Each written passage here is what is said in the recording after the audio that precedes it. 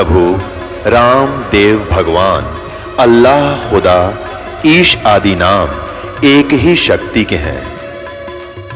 वो कैसा है, कहां है, कैसे मिलता है, किसने देखा है?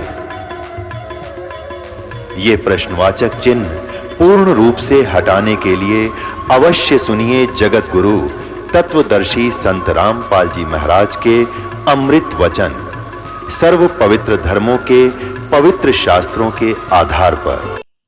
अब परमात्मा कबीर जी बताया करते थे, बच्चों, जिस लोक में आप रह रहे हो यहां सुख नाम की वस्तु नहीं है।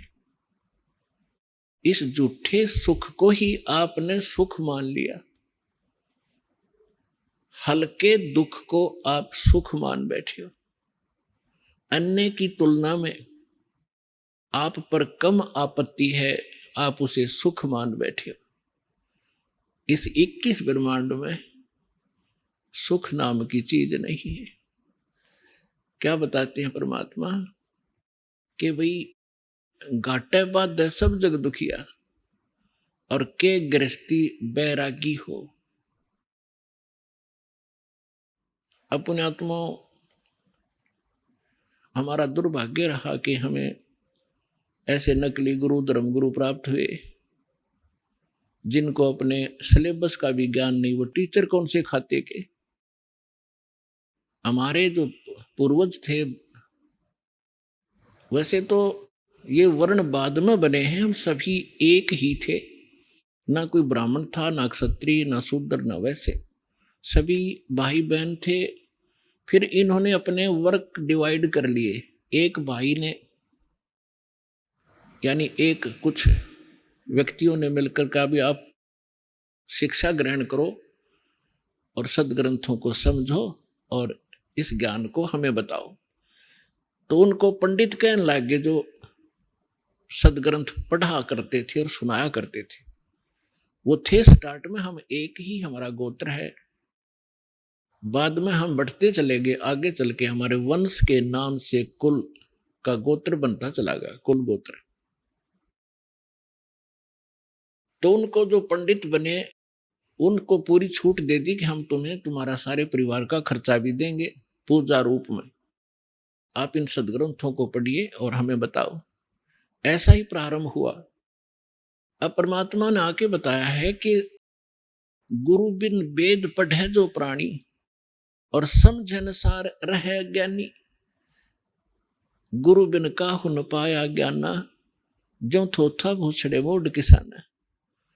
तो इन ऋषि महर्षियों को कोई सदगुरु मिले नहीं और सदगुरु स्वयं परमात्मा आए लीला करने के लिए। वो हमने सुहाए नहीं,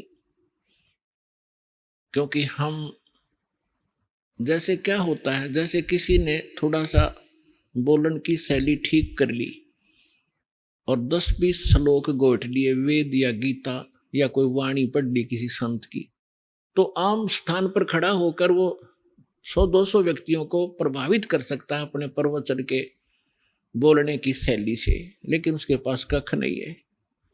जब तक सदग्रंथों का संपूर्ण ज्ञान ना हो और कंप्लीट वे ऑफ वर्शिप यानी पूर्ण भक्ति विधि ना हो, तो ज्ञान भी एक आने का नहीं।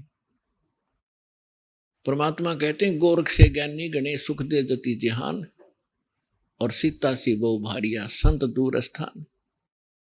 फिर परमात्मा कहते हैं कि श्रोता कोट अनंत हैं और वक्ता कोट अनंत और दानी कोट अनंत हैं, पर बिरले साधु संत।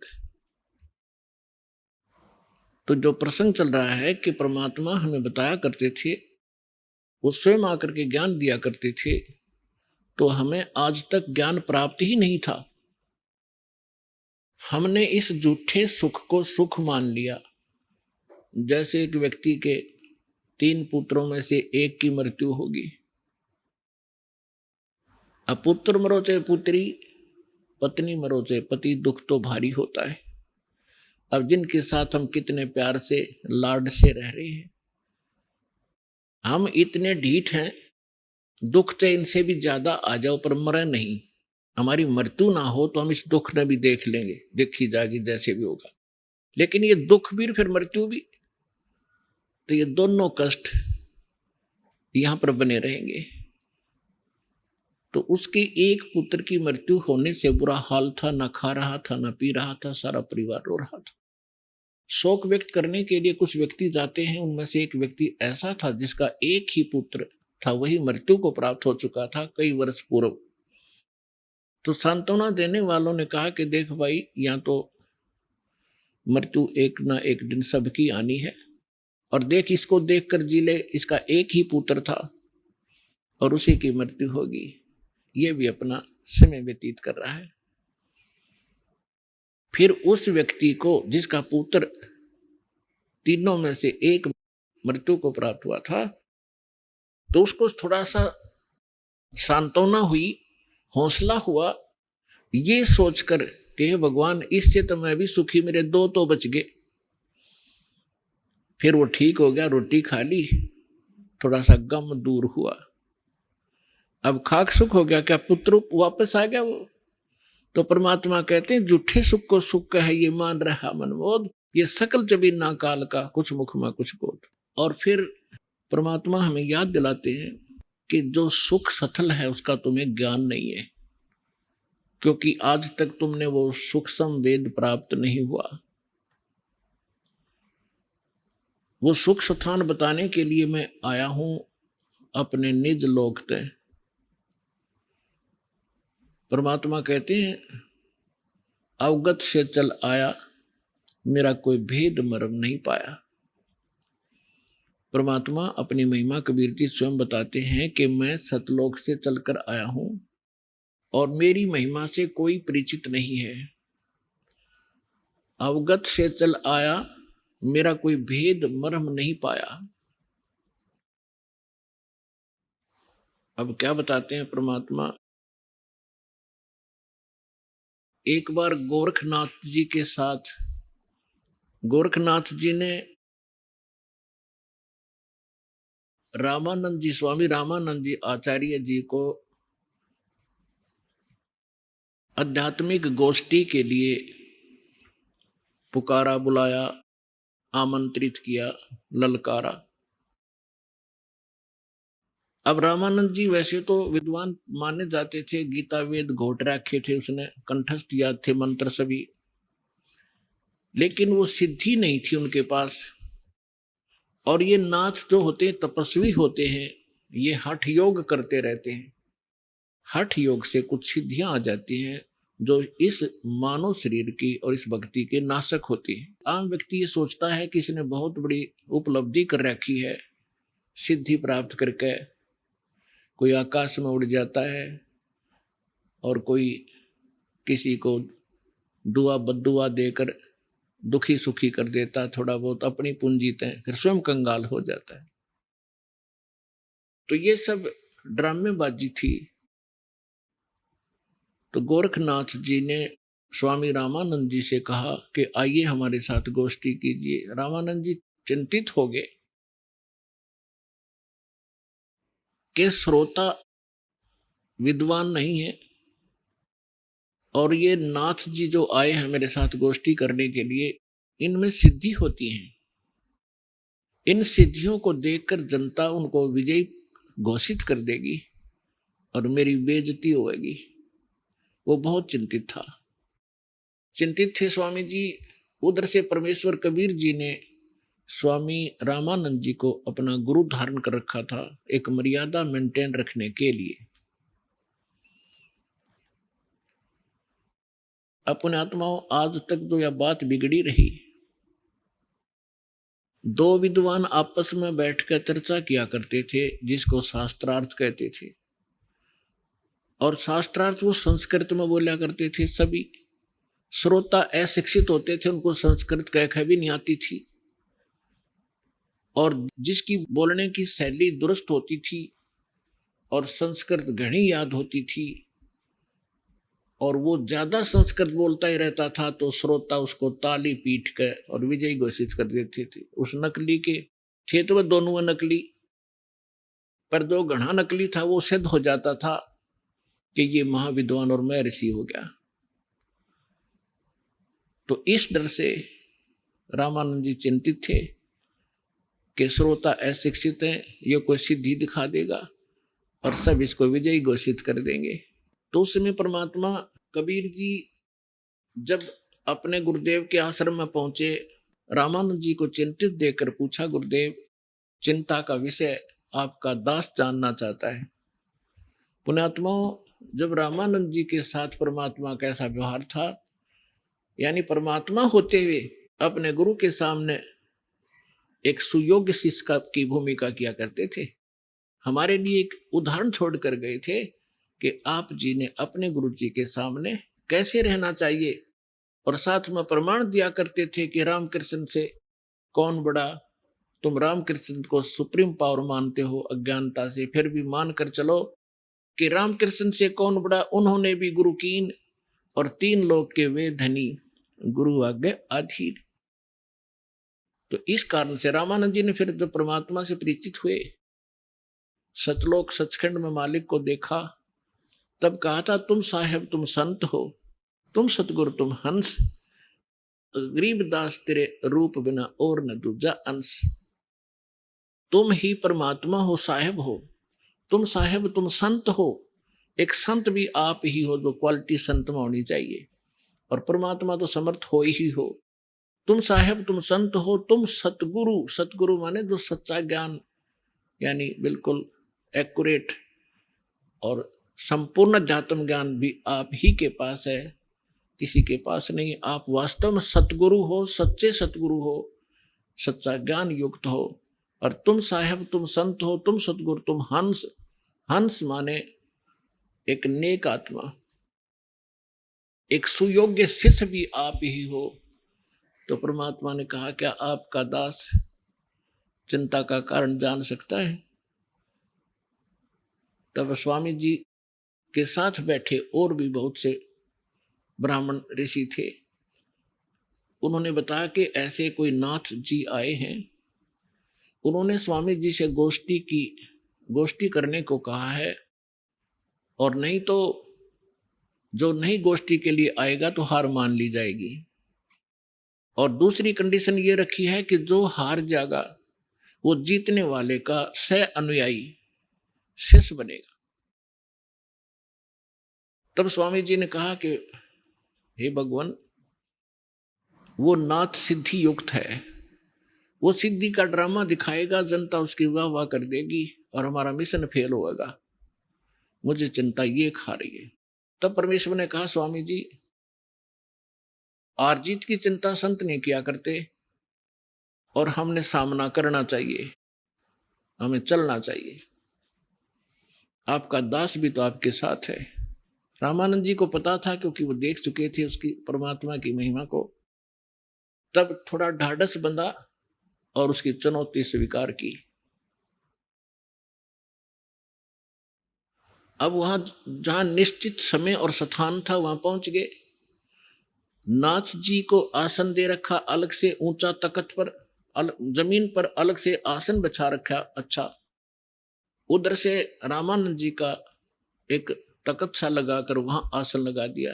परमेश्वर कबीर जी एक सुयोग्य शिष्य की तरह स्वामी रामानंद जी के चरणों में जमीन पर बैठ गए, और सामने वो नाथ जी, कबीर साहब तो भगवान थे, अंतर्यामी थे, उन्होंने देख लिया गोरखनाथ धक्के खाने आया है। क्योंकि ये कुछ ऐसे साधक होते हैं जो पूर्व जन्मों के संस्कारी होते हैं, और एक पूरे जीवन में उस भक्ति का अपना नाश भी कर जाते हैं। बहुत सी पूंजी लुटा जाते हैं, किसी को चमत्कार दिखाकर, किसी को हानि पहुंचाकर, और किसी को छोटा मोटा लाभ पहुंचाकर, फिर भी उनमें कुछ भक्ति शेष रह जाती है, जिस कारण से वो पितरलोक को प्राप्त हो जाते हैं। और पितरलोक में गए हुए ये एक सुप्रीम भूत होते हैं पितर, और वो कभी भी यहां आके प्रकट होकर के दिख जाते हैं।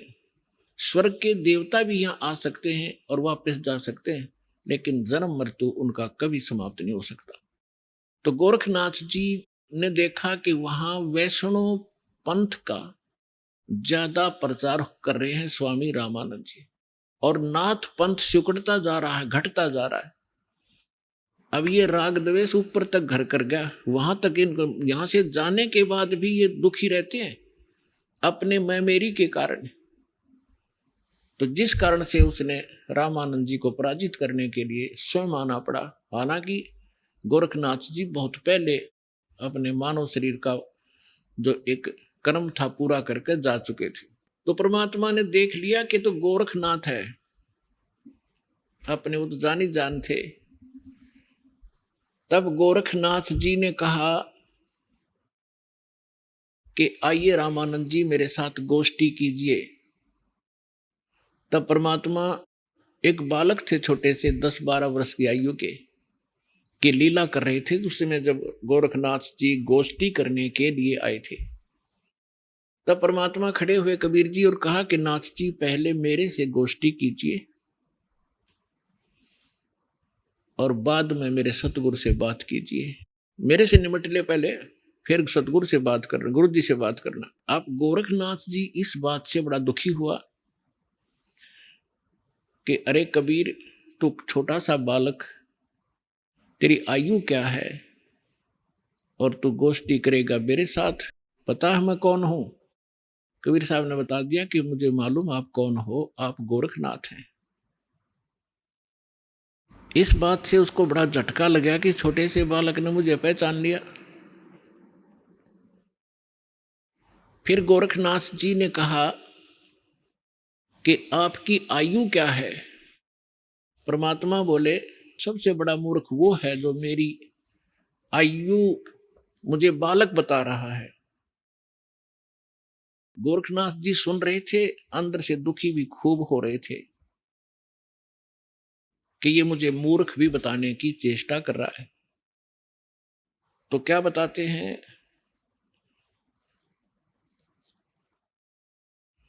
अब परमात्मा की वाणी में लिखा है, वो थोड़ा पढ़ के सुनाता हूं आपको। योगी गोरखनाथ प्रतापी, तासों तेज पृथ्वी कापी, काशी नगर में सो पग धरही, रामानंद से चर्चा करही। चर्चा में गोरख जय पावे, कंठी तोड़े तिलक छुड़वावे। सत्य कबीर शीश जो भयऊ, ये वृंतांत सो सुन लेऊ। गोरखनाथ के डर के मारे, बैरागी नहीं बेख संवारे। तब कबीर आज्ञा अनुसारा, वैष्णो सकल रूप संवारा। सो सुध गोरखनाथ जो पायो, काशी नगर शीघ्र चल आयो। रामानंद को खबर पठाई, चर्चा करो मेरे संग आई। रामानंद की पहली पौड़ी, सत कबीर बैठे तिस ठौरी। तब कबीर आज्ञा अनुसारा, वैष्णो सकल रूप संवारा। कह कबीर सुनो गोरखनाथा, चर्चा करो हमारे साथा। प्रथम चर्चा करो संग मेरे, पीछे मेरे गुरु को टेरे। बालक रूप कबीर निहारी, तब गोरखनाथ अस वचन उचारी। परमात्मा को बालक रूप में देखकर फिर गोरखनाथ जी ने ये वचन बोले, कब के बहे बैरागी कबीर जी, कब के बहे बैरागी। कि तू छोटा सा बालक और कब से तू बैरागी बन गया? क्योंकि ये वैष्णव परंपरा के जो या नाथ परंपरा के हैं, वैष्णव परंपरा के हैं, या कोई भी एक ग्रुप है इन साधु संतों का, ये अपनी एक पहचान अलग बनाते हैं। जैसे नाथ कई तो कान पड़वा लेते हैं, उनको कनपाड़े नाथ कहते हैं। कई जैसे वैष्णव है वो एक कंठी रखते हैं, एक तुलसी के मनिये की, एक तुलसी के लकड़ी का मन का, और एक धागे में बांध कर लटका कर रखें, जिससे वैष्णव परंपरा से दीक्षित होने की वो प्रतीक होता है। और एक लंबा सा तिलक लगाते हैं, टिक्की लगाते हैं। और जैसे साधु संत एक हाथ में फावड़ी रखते थे, ऐसे बैठकर साधना करते हैं उसके हठ योग के लिए। नीचे एक टी टाइप की एक लकड़ी का डंडा सा होता है, अंग्रेजी के अक्षर टी टाइप। तो परमात्मा रामानंद जी के शिष्य थे। उस दिन जानबूझकर एक साधु संत का रूप बनाकर, जैसे वैष्णव संत साधु भक्त होते हैं, कंठी गले में तिलक पूरा लगा रखा और टोपी पहन रखी और कंठी माला सुमरनी और वो सारा कुछ ले रखे, फावड़ी सी। अब परमात्मा बोले मेरी उम्र बताऊं क्या है। राम, ये नाथ जो होते हैं भगवान शंकर के पुजारी होते हैं, तो क्या बताते हैं कबीर जी, नाथ जी हम जब के बहे बैरागी, मेरी आद अंत सुध लागी, धू धू कार आद का मेला, नहीं गुरु कोई नहीं था चेला, जब का तो हम योग उपास्या, तब का फिरूं अकेला, धरती नहीं जद की टोपी दीनी, और ब्रह्मा नहीं जद का टीका, और शिव शंकर से योगी ना थे, तब तब का जोड़ी सिक्का, द्वापर की हम करी फावड़ी, त्रेता का हम झंडा, सतयुग मेरी फिरी दुहाई, मैं कलयुग फिरूं नौखंडा, गुरु के वचन साध की संगत, अदर अमर गर पाया, कह कबीर सुनो हो गोरख, हम सबको तत्व लखाया। अब गोरखनाथ जी ने जब ये सुना तेरा शंकर भी ना था तब का मैं हूं, मेरी इस शरीर को देखकर आप मेरी आयु का एस्टिमेट नहीं लगा सकते। तो परमात्मा क्या बताते हैं, जो बूझे सो बावरा, भाई क्या है उम्र हमारी, असंख्य युग पर ले गए हम तब के ब्रह्मचारी, कोट निरंजन हो गए ये परलोक सिधारी, हम तो सदा महबूब हैं स्वयं ब्रह्मचारी, अरबों तो ब्रह्मा गए तेरे 49 करोड़ कन्हैया, और 7 कोट तेरे शंभू मर गए, मेरी एक नहीं पलैया। हाय हाय। अब क्या बता रहे हैं परमात्मा के, ये ज्योत निरंजन जो ब्रह्मा विष्णु महेश का पिता, जिसको गीता अध्याय नंबर 15 के श्लोक नंबर 16 में सरपुरुष कहा है, सरपुरुष अक्षर पुरुष 2 पुरुष बताए, तो ये 21 ब्रह्मांड का स्वामी ये ज्योत निरंजन है, ये काल है, ब्रह्मा विष्णु महेश का पिता है। तो परमात्मा कहते हैं करोड़ों तो ये निरंजन मर गए, इसके भी करोड़ों जन्म हो लिए, और फिर कहते हैं अरबों तो ब्रह्मा गए, और 49 करोड़ कन्हैया, और 7 करोड़ तेरे शिव शंकर मर गए, मेरी एक नहीं पलैया। अपने आत्मा इस एक एक शब्द परमात्मा का बहुत गूढ़ रहस्य रखता है।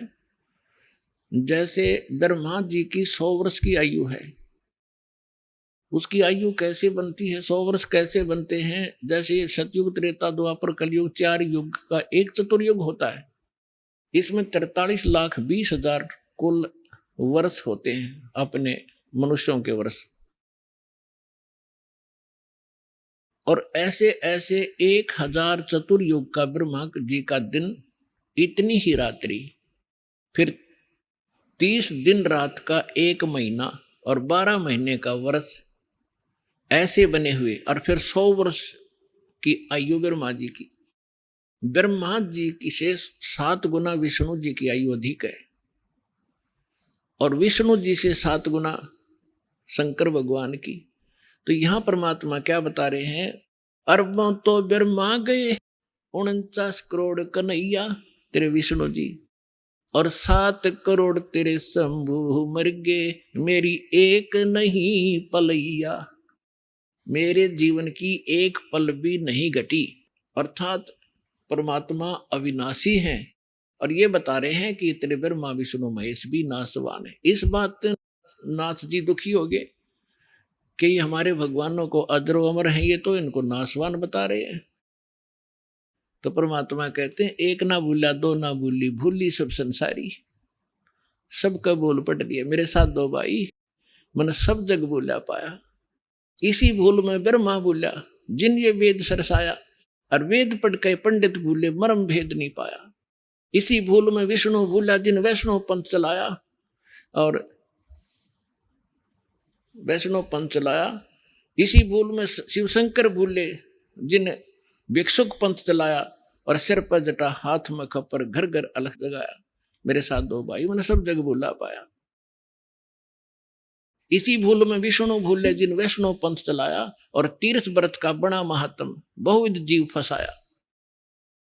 तो यहां गोरखनाथ जी को परमात्मा बता रहे हैं कि अरबों तो ब्रह्मा गए, ये 49 करोड़ कन्हैया, 7 करोड़ तेरे शंभू मर गए, मेरी एक नहीं पलैया। कोटिन नारद हो गए, ये मोहम्मद से चारी, देवताओं की गिनती नहीं क्या सृष्टि बिचारी। नहीं बूढ़ा, कहते ना मैं बूढ़ा ना बालक, और ना कोई बाट भिखारी। ना बूढ़ा ना ही बालक, ना कोई बाट भिखारी।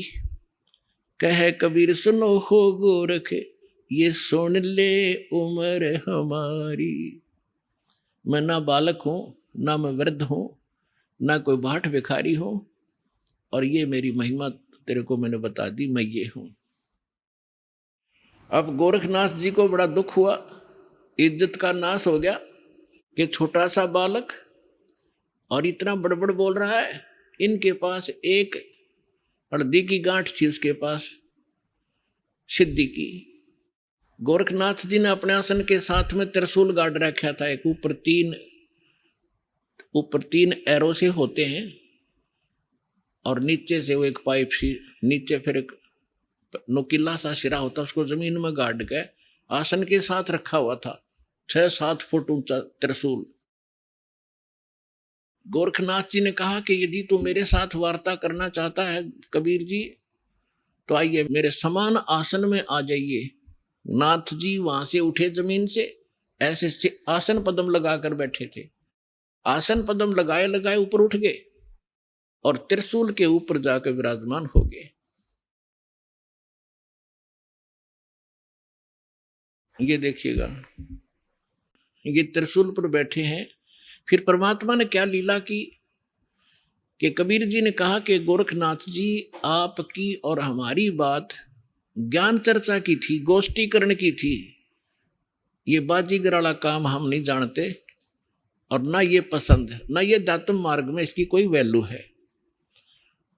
आप नीचे बैठ के और चर्चा करता कि जनता को पता चले सच्चाई का। तो गोरखनाथ जी कहते हैं तुम्हारे पास कोई है तो आइए मेरे समान बैठकर चर्चा कीजिए, नहीं तो हार स्वीकार कर लीजिए। अब उनके पास तो एक दाव था यो। तो परमात्मा बोले अच्छा ठीक है। कबीर साहब बचपन से ही जुलाहे का काम करने लगे थे, और जेब में एक चरखे के ऊपर ये माताएं काटा करती थी। एक रील बन जाया करती इतनी मोटी कच्चे धागे की, 100-150 फुट लंबा तार होता था उसका। उसी से सूट कपड़ा बनाया करते थे भगवान। वह कुकड़ी बोल रहे हमारे देसी हरियाणा के अंदर कुकड़ी बोल रहे हैं, उसने कच्चे धागे वाली कुकड़ी। वह कुकड़ी निकाली जेब मत, वह रील धागे की, और एक सिरा पकड़ लिया और उसको ऐसे छटक दिया परमात्मा ने। वो धागा सीधा खड़ा होगा, स्ट्रेट परपेंडिकुलर, 150 फुट उसका अंतिम सिरा आकाश में, 150 फुट पर।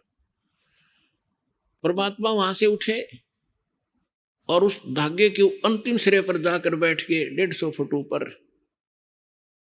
अब गोरखनाथ जी से कहा कि नाथ जी आइए, राजा मेरे बराबर में बैठकर चर्चा कराएंगे, यहां जाइए। अपने आत्माओं ऐसी बात नहीं थी कि गोरखनाथ जी आकाश में और ऊपर नहीं जा सकते थे, वो तो और ऊपर भी जाते थे, उस पितरलोक में भी चले जाते थे। लेकिन समर्थ के सामने सिद्धियां समाप्त हो जाती हैं। जैसे ये घड़ी बना रखी है, अब इसकी सिद्धि बना दी कारीगर ने, इंजीनियर ने, कि ये अपने आप चल घूम रही है, और इसके सामने चुंबक खड़ा कर दो 1 फुट दूर, ये जाम हो जाएगी, आगे नहीं सरकेगी, वहीं खड़ी हो जाएगी। तो वो समर्थ आ बैठे, उसी से प्राप्त करके छोटी मोटी खिलौने खेल रहे होते हैं और प्रभु पाक जाते हैं। उस परमात्मा ने उसकी सारी सिद्धि कैंसिल कर दी। उठना चाहा था ऊपर को, और जमीन पर ऐसे गड़ा धर्म देसी, सारा शरीर बोलिया, जान गया गोरखनाथ कि आज तेरी सिद्धि नहीं काम करेगी।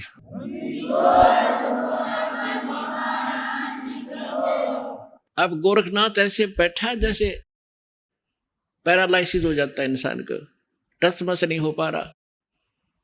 तब गोरखनाथ जी ने कहा कि आ जाओ कबीर जी, नीचे आ जाओ, अब मैं समझ गया आपको, अब चर्चा करेंगे। तब परमात्मा ने उनको ज्ञान समझाया कि ये बालका के ड्रामे मोक्ष मार्ग नहीं है। कहते जंतर मंत्र जोग निभाई, काल चक्र जम जोरा खाई, तुम हो जम की फर्दी माही। कहते हैं गोरखनाथ सिद्धि में भूला और टूणे टामण हांड फूला, जंतर मंत्र जोग निभाई और काल चक्र जम जोरा खाई, तुम हो जम की फर्दी माही। फर्द होती है ना, जैसे कोई रजिस्ट्री करा ले कोई जमीन की, तो अब फर्द में आ गया तो सोच रहे पक्का हो गया उसका वो जमीन का टुकड़ा। तो परमात्मा कहते हैं तुम तो इस काल की फर्द में चढ़ रहे हो, काल के पक्के दूत बन गए, औरों को पका रहे हो। अब समर्थ सामने बैठा, गोरखनाथ जी को अपनी सिद्धि पे इतना अभिमान था, कोई उसके सामने टिकने वाला नहीं था। एक बार अपने गुरुदेव के कहने से कोई चिंता थी उनको, लंबी कहानी है, हट फिर से बताएंगे। एक पहाड़ को सोना बना दिया था सिद्धि से, पहाड़ को सोना, और अपने गुरुदेव के टुकड़े हुए शरीर को जीवित कर दिया था। ऐसी सिद्धि थी। और उस समय परमात्मा के सामने वो सारी सिद्धि फेल होगी। जैसे कल आपको सुनाया था, परासिद्धि पूर्ण पटरानी सतलोक की कहूं निशानी। वो परमात्मा समर्थ है, सब सिद्धियों का से युक्त है, सिद्धियां उसकी दासी हैं, और उसी की भक्ति करके हम छोटी मोटी राहत प्राप्त करके यहाँ ऋषि और महर्षि और देवता बन जाते हैं। तब गोरखनाथ जी ने काफी कुछ समझा, लेकिन यो मन जल्दी से हार नहीं मानता। अब देखिए, ये चित्र देखिएगा, परमात्मा गोरखनाथ जी त्रिशूल पर बैठे हैं और परमात्मा ने फिर धागा फेंका ऊपर, उसके ऊपर के सिरे पर बैठ के जाकर। अब ये चित्र में बहुत कम दिखाई दे रहा है, लेकिन ये बहुत बड़े, ये बनाया नहीं जा सका इतना ऊंचा, तो कबीर साहब बहुत ऊपर थे। तो गोरखनाथ जी ने कहा कि भगवान मैं एक जांच और करूंगा आपकी। परमात्मा बोले भाई वह भी कर ले, कि चलो दरिया गंगा के किनारे चलते हैं और मैं दरिया में डुबकी लगाऊंगा, यदि आप मुझे खोज लोगे दरिया में तो मैं आपका शिष्य बन जाऊंगा। परमात्मा बोले चल भाई। दरिया गंगा के किनारे बैठ के जाके गोरखनाथ जी ने गंगा में छलांग लगा दी और मछली बन गई। वहां सैकड़ों हजारों मछलियां और थी। परमात्मा ने अंदर गए और पकड़ के वाए मछली, जिसे गोरखनाथ पकड़ के टीटी बार बैठा दिया, गोरखनाथ बना के चरणों में गिर गया, पैर पकड़ लिए गोरखनाथ जी ने कि सचमुच आप समर्थ हैं।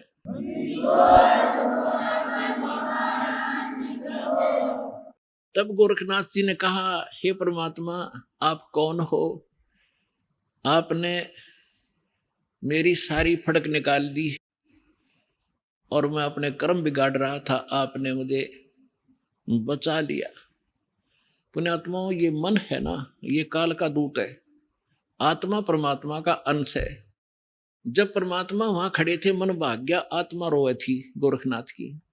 तो परमात्मा के तो सभी बच्चे हैं, ब्रह्मा विष्णु महेश भी उसी के बालक हैं। राम कृष्ण सतगुरु सहजादे, भक्ति हेतु न हुए प्यादे। अब वो भी भक्ति के लिए यहाँ आए थे बेचारे, या गलत साधना करके देवता बन गए, वहां प्रभु पा गए। अब सुना नहीं किसी की। अब उनको परमात्मा मिले थे, उनको एक बार तो उन्होंने स्वीकार किया, क्योंकि आत्मा तो सबकी भगवान के लिए तरफ रही है, लेकिन ये मन काल का दूत फिर प्रेरित कर दिया, परमात्मा से दूर कर दिया उनको। कबीर साहब कहते हैं, श्वेत भूमि का हम गए जहां विष्णु विशंबर दास और हरियम हीरा नाम देकर चेला की न्यादास। हम बैरागी ब्रह्मपद सन्यासी महादेव और सोहम मंत्र दिया शिव जी को करे हमारी सेव।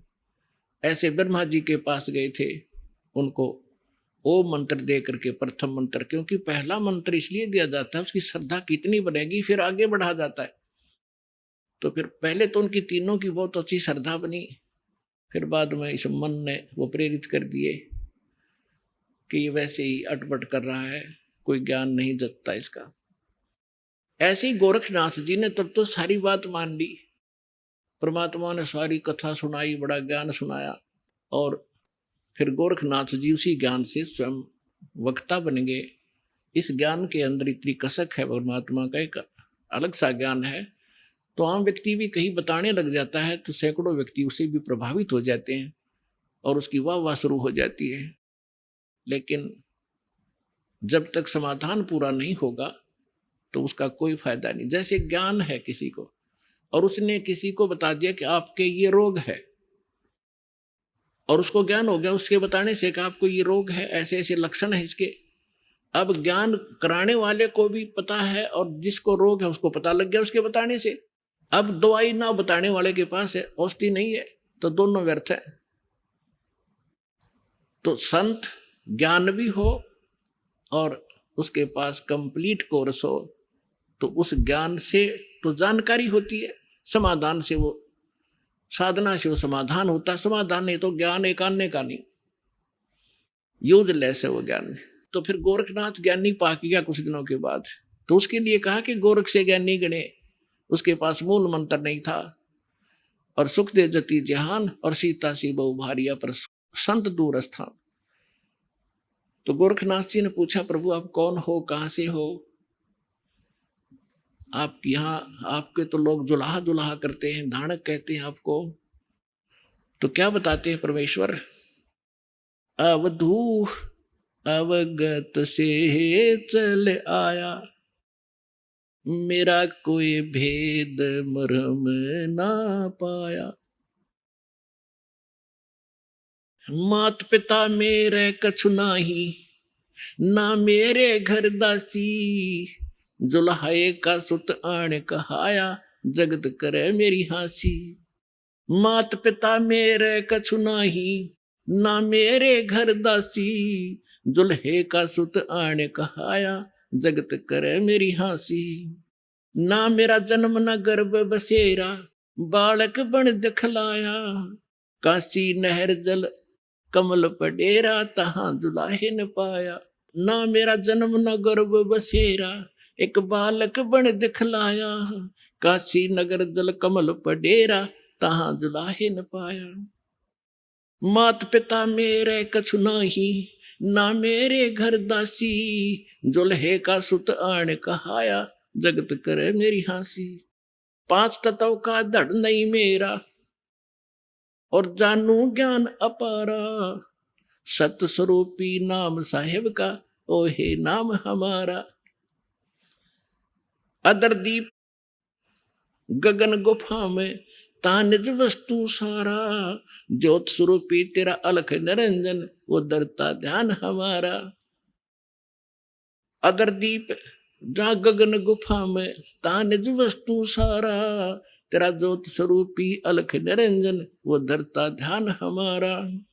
हाड चाम लहू ना मेरे, मैं हूं सतनाम उपासी, तारण तरण अभय पद दाता, मैं हूं कबीर अविनाशी। अब क्या बताते हैं परमात्मा कि ना तो मेरा कोई जन्म हुआ, ना मैं किसी मां के गर्भ में रहा,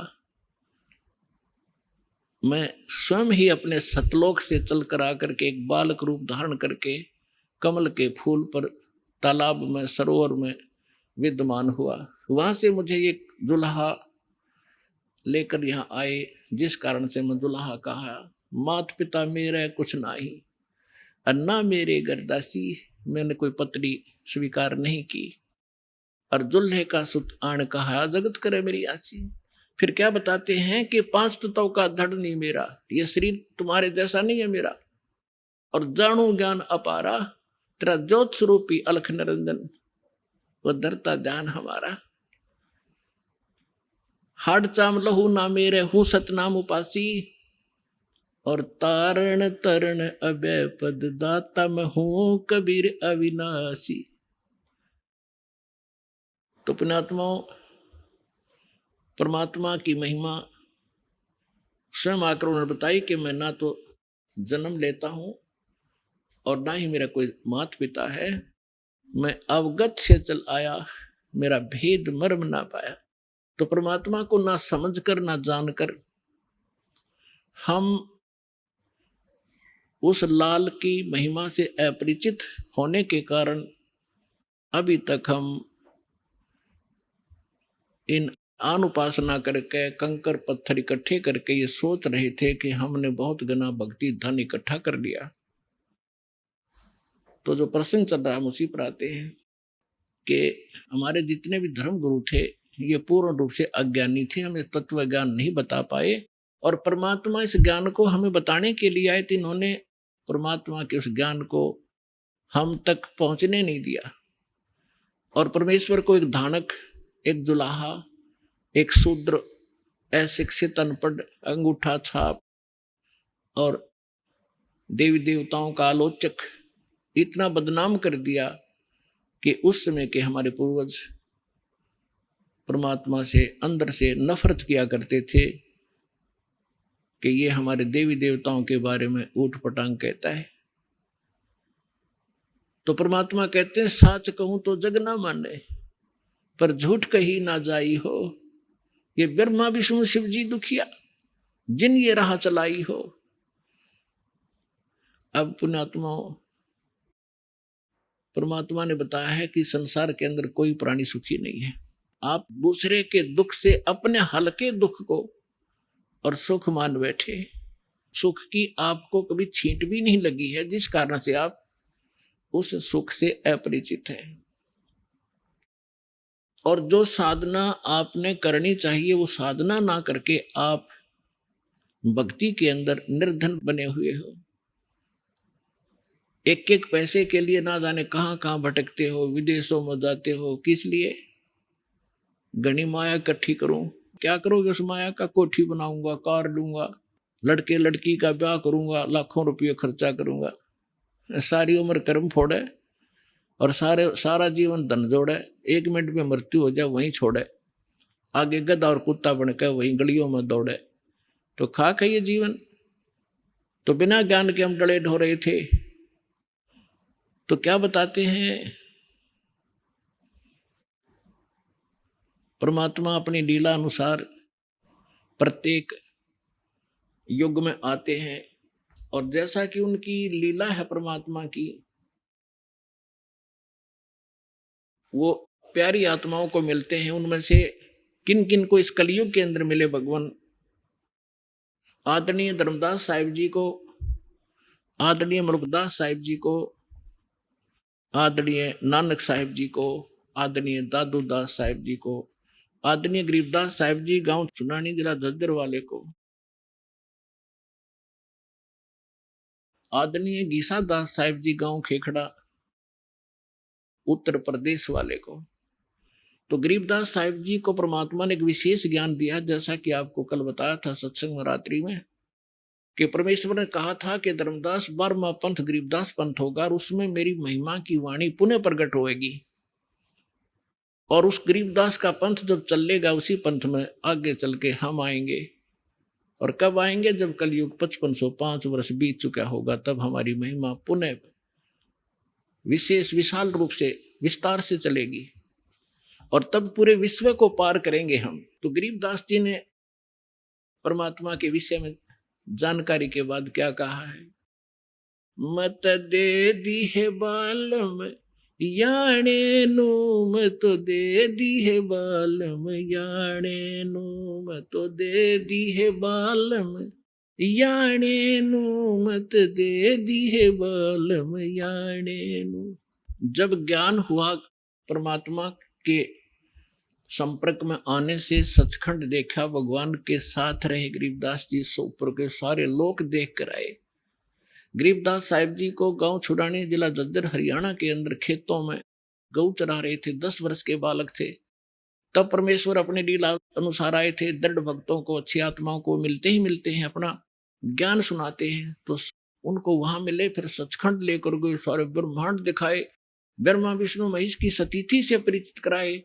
और धर्मराज जो यहाँ का न्यायाधीश है, उसके जब पहुंचे परमात्मा उसके दरबार में, उस यहाँ के न्यायाधीश धर्मराज ने अपनी चेयर छोड़ दी, आसन छोड़कर खड़े हो गए हाथ जोड़ कर।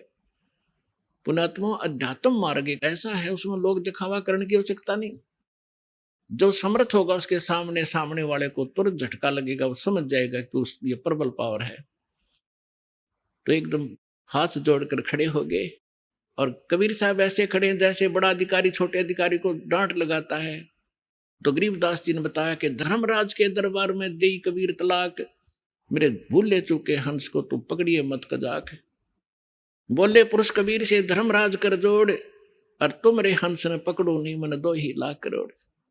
यानी अपने सामर्थ्य का प्रमाण दिया, जिसके सामने ब्रह्मा विष्णु महेश कांपते हैं धर्मराज के सामने, क्योंकि उनका भी अकाउंट वही रखता है। तो और दृढ़ हुए, ऊपर सचखंड सतलोक ले जाकर देखा, फिर वापस छोड़ा। गरीबदास जी को मृत जानकर बालक को चिता पर रख दिया था कुल के लोगों ने। तब परमात्मा ने ऊपर के सब ब्रह्मांड दिखाकर वापस आत्मा छोड़ी, तो वो जीवित हो गए। उसके बाद ये अमृतवाणी की वर्षा करने लगे। तो ज्ञान हुआ जब कहते हैं आत्मा रो रही है कि हे परमात्मा, हम तो इस मन के साथ बांध दिए, ये अनाड़ी है, अच्छी वस्तु को ग्रहण नहीं करता, नकली की तब बता दे भाग्या जाएगा।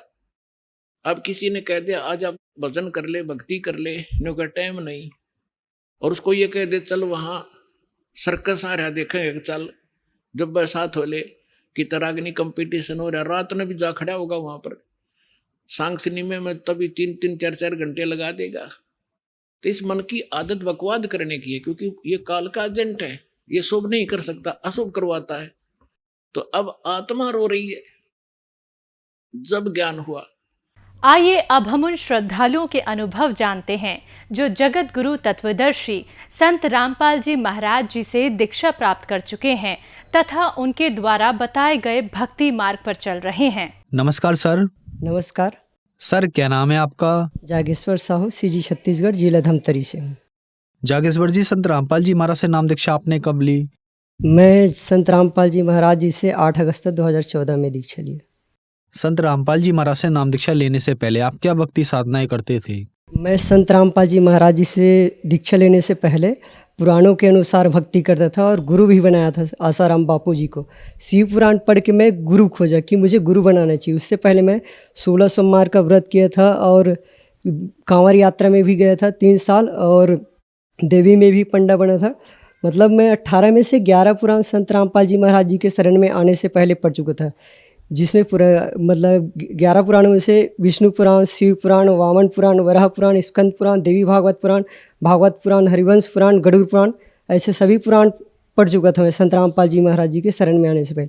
और उन्हीं के अनुसार मैं भक्ति साधना करता था। जैसे कि लिखा है शिव पुराण में, शिव जी की मतलब चीता भस्म पसंद है, शिव जी की मतलब प्रिय है वो। मतलब उसमें लिखा था कि कोई मरे हुए इंसान की राख को लगाना है, मतलब व्रत करके, मतलब महाशिवरात्रि व्रत करता था तो जब कोई मरता था उसकी भस्म को लाता था, और जैसे शिव जी लगाते हैं त्रिपुंड ललाक्ष वक्ष स्थल में, मैं उसी दिन महाशिवरात्रि व्रत करके लगाता था और 4 बार पूजा करता शिव मतलब शिव जी की। और बेलपत्र में ओम नमः शिवाय लिखता था, 12 रुद्राक्ष पहनता था, घुंघरू भी पहनता था मैं संत रामपाल जी महाराज जी के शरण में आने से पहले। और एकादशी का व्रत करता था, कृष्ण जन्माष्टमी का भी व्रत करता था, नवरात्रि का भी व्रत करता था। रात में एक पैर में खड़ा होकर तपस्या करता था। पुराणों को मैं टार्च बार के पढ़ता था रात तक। छत्तीसगढ़ के सभी तीर्थों में भी भ्रमण किया हूँ। चित्रकूट की मिट्टी लगाने से मोक्ष मिले, चंदन लगाने मोक्ष, तो मैं वहाँ से भी गया, चित्रकूट की मिट्टी लाया, चंदन लगाया, मोक्ष मिलेगा करके। भस्म लगाने से मोक्ष मिले तो मैं वो भी किया, एकादशी व्रत करने से मोक्ष मिलेगा तो मैं वो भी किया।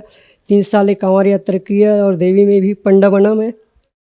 और मैं जैसे कि रात में तपस्या करता था, एक पैर में खड़ा होके, और सभी व्रत कर नारायण हरि के नाम से पूरा डायरी को भर देता था। ओम नमो भगवते वासुदेवाय, और विष्णु जी की स्तुति करता है, हे कमल नयन लक्ष्मीपति माधव दामोदर मधुसूदन हरिकेश ऋषिकेश, गरुड़ में वाहन करने वाले भगवान मुझे मोक्ष प्रदान करो करके संत रामपाल जी महाराज जी से शरण में आने से पहले पुराणों के अनुसार साधना करता है।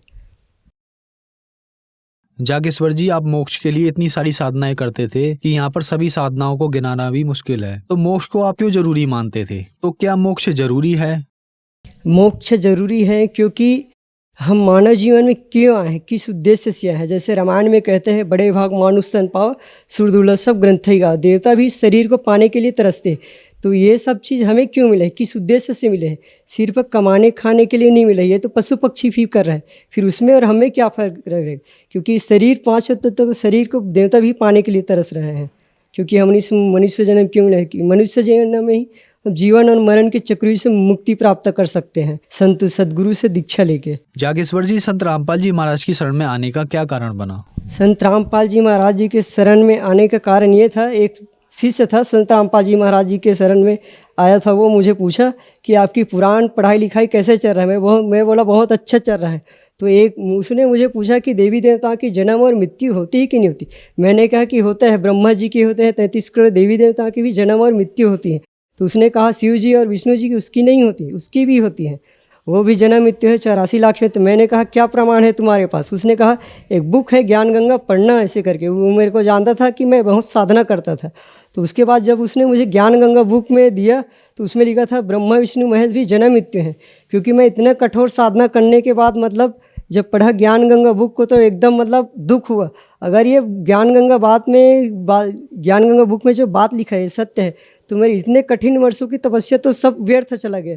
तो मैंने सोचा कि संत रामपाल जी महाराज जी के शरण में मतलब जाना चाहिए, सच्चाई क्या है पहले पता लगाना चाहिए, क्या बात बोल रहे हैं। क्योंकि इससे पहले मैं और बहुत सारे संतों के पास गया था, आसाराम बापू जी के पास, असंग साय के, जहाँ भी कोई भी धर्म गुरु का भगवत कथा होता था, शिव पुराण के वहाँ, तो मैं सभी संतों के दर्शन के लिए जाता था, सभी तीर्थों के दर्शन के लिए जाता था। उसके बाद मैं बरवाला गया, सतलोक आश्रम, संत रामपाल जी महाराज जी से नाम लिया और अपनी भक्ति साधना शुरू किया। जागेश्वर जी, संत रामपाल जी महाराज से नाम दीक्षा लेने के बाद आपको क्या लाभ मिले?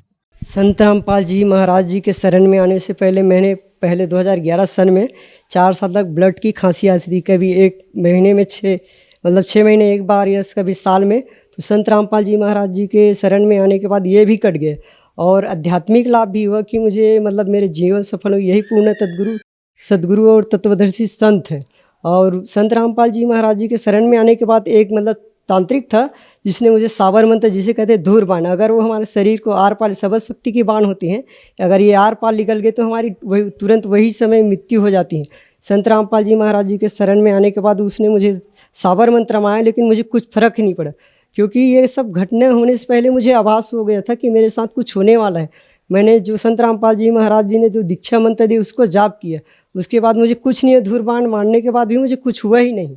और एक बार एक एक्सीडेंट भी हुआ था बाइक में दुर्घटना, मतलब मेरे जब एक्सीडेंट हुआ मतलब बहुत बड़े लकड़ी से टकराया मेरे बाइक, तो 15 फीट की दूरी में बाइक पड़ा, 15 फीट की दूरी में मैं पड़ा। ना बाइक को एक खरोच आया ना मुझे एक खरोच आया, ये भी लाभ हुआ।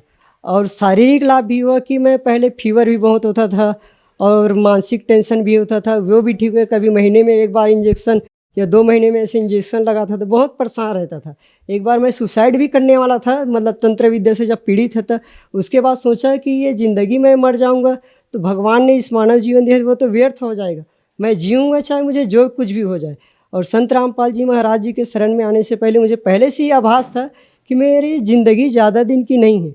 संत रामपाल जी महाराज जी के शरण में आने के बाद एक दिन मैं दोपहर में सोया था तो मुझे एक घटना दिखाई दिया कि मेरे बहुत जल्द मृत्यु होने वाली है। तो उसके बाद मैं एकदम अपसेट था, मेरे माइंड अपने घर के छत के सीढ़ी पे मैं बैठा था एकदम शांत। तो मेरी माँ ने पूछा क्यों शांत हो, क्या हुआ? किसी से बात नहीं। तो मैं उसको बताते एकदम रो डाला, वो भी रोई कि चलो मैं किसी तांत्रिक के पास आप कुछ झाड़ फूँक लगवाने जाऊँ। मैंने कहा मैं मर जाऊँगा लेकिन किसी के पास झाड़ फूँक लगवाने नहीं जाऊँगा, मुझे मेरे गुरु जी के ऊपर पूर्ण विश्वास है क्योंकि वो तत्वदर्शी संत है। उसके बाद मैं संध्या आरती, हम लोग 3 टाइम में आरती करते हैं, नित्य नियम, अश्विनी रामायणी और संध्या आरती। जब मैं संध्या आरती में बैठा तो आप ही जानो परमात्मा, अब मेरी ज़िंदगी आपके ही हाथ में है। तो उसके बाद क्या हुआ, जैसे मैं संध्या आरती कर रहा था तो संत रामपाल जी महाराज धर्मराय के दरबार में गए और वहाँ मेरे जो लिपि था, पहले जितने भी कर्म किया था मैं उसको धर्मराय के दरबार में गए और फाड़ दिया और बोले संत रामपाल जी महाराज कि अब क्यों रोते हो बेटा, मैंने तो तुम्हारा काम कर दिया, तुम्हारा आयु बढ़ा दी। तब मेरे तबीयत ठीक हुआ। जैसे हम लोग अमृत जल पीते हैं उन सारी चीज़ें मेरी तबीयत ठीक हो जाए संत रामपाल जी महाराज जी के शरण में आने के बाद। जागेश्वर जी, आप मोक्ष के लिए भटक रहे थे, आपने बहुत सारी साधनाएं की, लेकिन संत रामपाल जी महाराज की शरण में आने के बाद आप ठीक हुए। तो सर ऐसा क्या कारण होता है जब मेडिकल साइंस फेल होता है, सारे तीर्थ पर लोग घूम लेते हैं, सारे गुरुओं को बना लेते हैं, उनको उनसे लाभ नहीं होता, लेकिन संत रामपाल जी महाराज से नाम दीक्षा लेने के बाद उनको लाभ होना शुरू हो जाता है? इसके पीछे क्या कारण है? ये शास्त्र कुल भक्ति साधना है। जैसे हम जड़ में पानी डालेंगे तो पौधा हरा भरा होगा, पत्ते में डालेंगे तो नहीं होगा। वैसे ही हमारी भक्ति रूपी साधना होती है। जैसे हम सही भक्ति करेंगे, शास्त्रों के अनुसार गीता जी में कहा अध्याय 16 के 23-24 श्लोक में, हे अर्जुन, जो शास्त्र विधि त्याग कर मनमाना आचरण करता है उसको न कोई गति, न कोई सुख, न कोई सिद्धि ही मिलती है। इसलिए हे पार्थ, तेरे लिए करने न करने योग्य शास्त्र ही प्रमाण है। हम शास्त्र के अनुसार जैसे भक्ति करेंगे तभी हमारे पूर्ण लाभ होगा, और आध्यात्मिक और शारीरिक और भौतिक लाभ होगा। और हमारे मनुष्य जीवन का क्या उद्देश्य है, मुख्य उद्देश्य क्या है? जैसे कहते हैं सबका मालिक एक है, कोई बताएगा तभी हम जानेंगे। जैसे सब बोलते हैं कि सबका मालिक एक, लेकिन कोई नहीं बताते कि वो एक मालिक कौन है।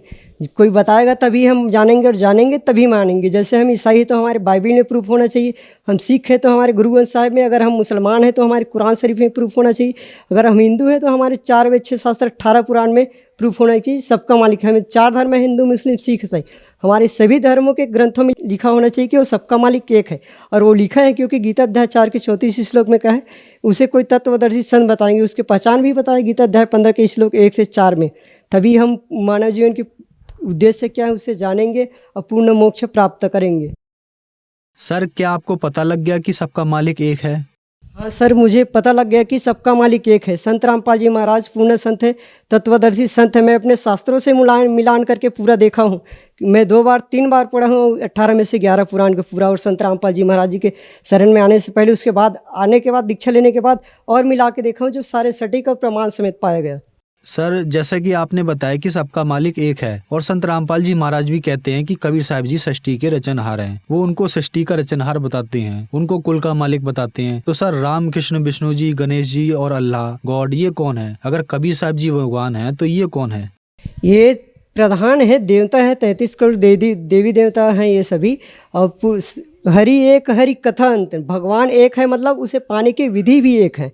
ये सभी उसका एक विभाग है। जैसे मंत्री होते हैं, प्रधानमंत्री होते हैं और राष्ट्रपति होते हैं, वैसे सभी का अलग अलग शक्ति होते हैं।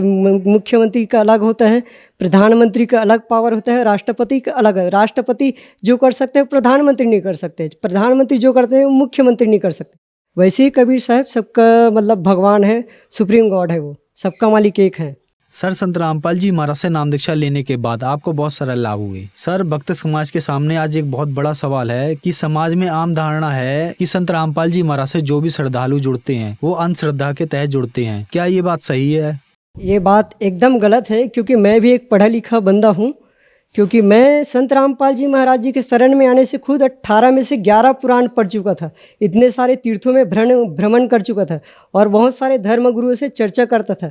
जब संत रामपाल जी महाराज जी के पुस्तक ज्ञान गंगा को पढ़ा कि उसमें कहते हैं कि इसी की भक्ति या पूर्ण भक्ति करने से मोक्ष मिलेगा, क्योंकि तत्वदर्शी संत की जो बताए गए नियम विधि जो गीता में प्रमाणित है उसकी भक्ति करने से मोक्ष है। क्योंकि मैं संत रामपाल जी महाराज जी के शरण में आने से पहले सारे पुराण को और मिलाया, तब मैं संत रामपाल जी महाराज जी के शरण में गया और दीक्षा लिया।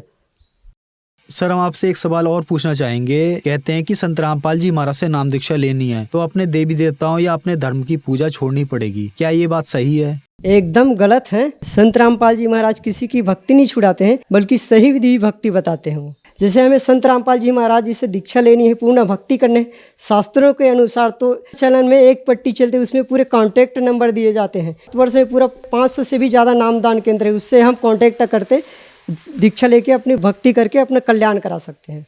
धन्यवाद सर। धन्यवाद।